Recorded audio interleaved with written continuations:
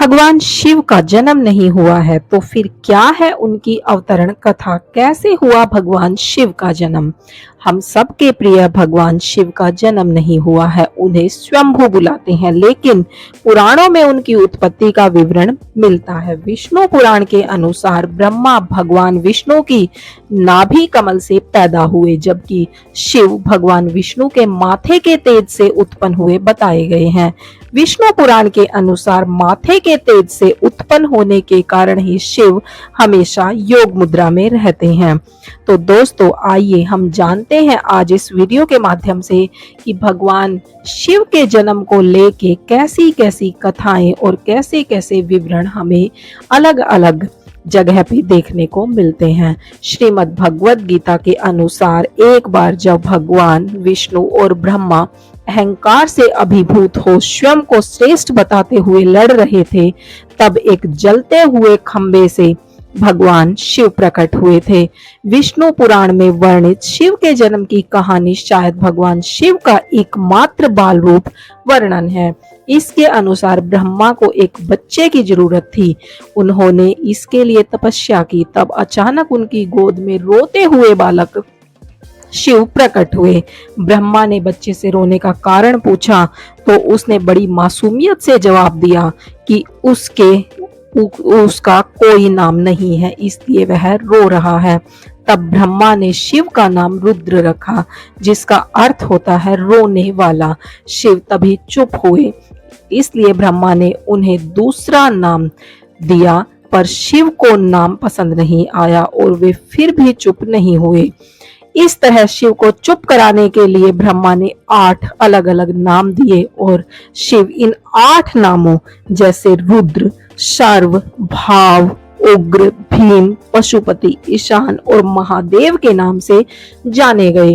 शिव पुराण के अनुसार यह नाम पृथ्वी पर लिखे गए थे। शिव के इस प्रकार ब्रह्मा पुत्र के रूप में जन्म लेने के पीछे भी विष्णु पुराण की एक पौराणिक कथा है। उसके अनुसार जब धरती, आकाश, पाताल समेत पूरा ब्रह्मांड जलमग्न था, तब ब्रह्मा, विष्णु और महेश शिव के सिवा कोई भी देव या प्राणी नहीं था। तब केवल विष्णु ही जल सतह पर अपने शेष नाग पर लेटे नजर आ रहे थे। तभी उनकी नाभि से कमल नाल पर ब्रह्मा जी प्रकट हुए। ब्रह्मा विष्णु जब सृष्टि के संबंध में बातें कर रहे थे तो शिव जी प्रकट हुए।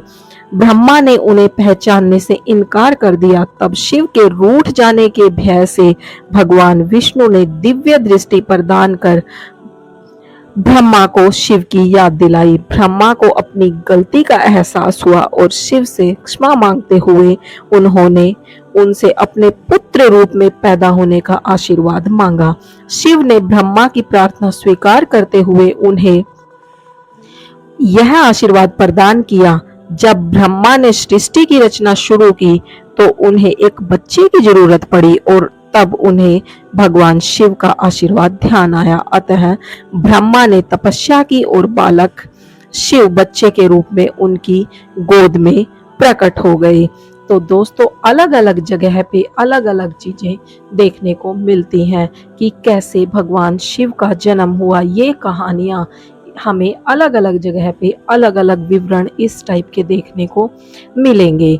हमें सभी चीजों की जानकारी नहीं हो सकती, लेकिन फिर भी हम कुछ ऐसे रहस्य जानने की कोशिश करते हैं कि भगवान शिव के जन्म से जुड़े हुए जो रहस्य हम कहीं से देख पाए हैं, उन सब को हम आज जानते हैं। जैसा कि मैंने आपको बताया है कि उनको स्वयंभू कहा जाता है, जिसका अर्थ होता है अजन्मा, अविनाशी।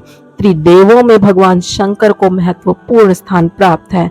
भगवान ब्रह्मा सृजनकर्ता, भगवान विष्णु संरक्षक और भगवान शिव विनाशक हैं। विनाशक की भूमिका ये निभाते हैं। त्रिदेव मिलकर प्रकृति का के नियम का संकेत देते हैं कि जो उत्पन्न हुआ है उसका विनाश भी होना तय है। इन त्रिदेव की उत्पत्ति खुद एक रहस्य ही माना जाता है। कई पुराणों का मानना है कि भगवान ब्रह्मा और भगवान विष्णु शिव से उत्पन्न हुए हैं। हालांकि शिव भक्तों के मन में सवाल उठता है कि भगवान शिव ने कैसे जन्म लिया, लेकिन ये गुत्थी अभी तक सुलझ नहीं पाई है। कहा गया है कि भगवान शिव तो स्वयंभू है, जिसका अर्थ कि वह मानव शरीर से पैदा नहीं हुए हैं। जब कुछ नहीं था तो भगवान शिव थे, और कुछ नष्ट हो जाने के बाद भी उनका अस्तित्व रहेगा। भगवान शिव को आदि देव भी कहा जाता है, जिसका अर्थ हिंदू माइथोलॉजी में सबसे पुराने देव में से एक है। हम देवों में, वह देवों में प्रथम हमें जानने को मिलते हैं। हालांकि भगवान शिव के जन्म के संबंध में एक कहानी प्रचलित है। भगवान ब्रह्मा और विष्णु के बीच एक बार बहस हुई, जो कि मैंने आपको पहले ही बता दी है। खंबे के छोर वाली बात, उसमें एक और तरीके से ये बात बताई गई है। यह रहस्यमयी खंबा जब दिखाई दिया तो खंबे का और छोर दिखाई नहीं पड़ रहा था। भगवान ब्रह्मा और विष्णु को एक आवाज सुनाई दी और उन्हें एक दूसरे से मुकाबला करने की चुनौती दी गई। उन्हें खंबे का पहला और आखिरी छोर ढूंढने के लिए कहा गया था।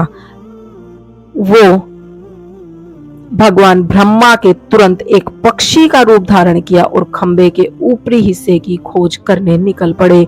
दूसरी तरफ भगवान विष्णु ने वराह का रूप धारण किया और खंबे के आखिरी छोर को ढूंढने के लिए दोनों ने बहुत प्रयास किए, लेकिन असफल रहे।